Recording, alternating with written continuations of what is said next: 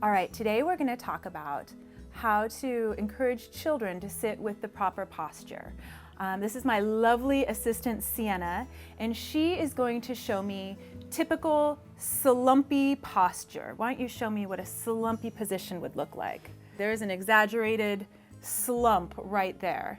Now, notice her pelvis is rocked backward. She's practically sitting on her tailbone here, and if there was a desk in front of her, she could be leaning on that. So now what we're going to do in order to encourage her to sit on her sits bones is I'm going to ask her to lean all the way forward. Lean all the way forward. Good. Scoot your bottom all the way back into the chair. Good. So it's touching the back and sit up.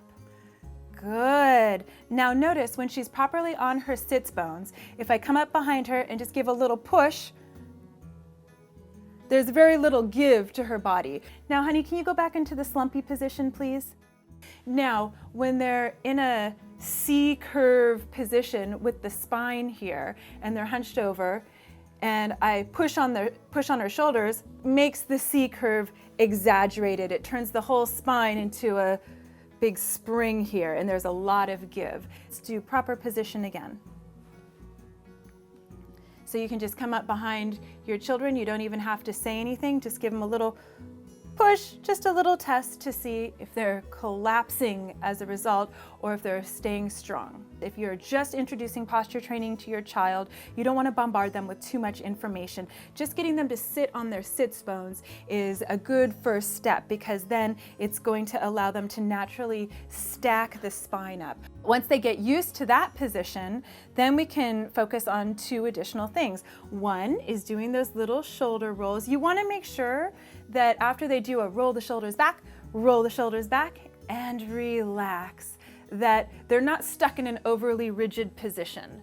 So Sienna, you look a little stiff, so you can relax a little bit. You can relax a little bit. Yeah, good posture is supposed to be comfortable. So the other thing to look at is the legs. Are her legs rolled in? Her legs look good. She has separation between the knees, and her knees are kind of going away from each other. One thing that I don't like to see, here uncross, there we go, is the knees rolling in like this. So you were doing really good. Another really important part of the equation is the furniture that you buy for your children.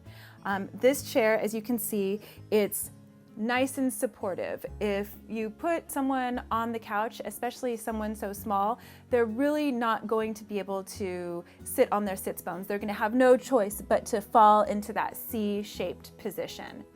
One of the most important things that you can do is to really avoid nagging your children.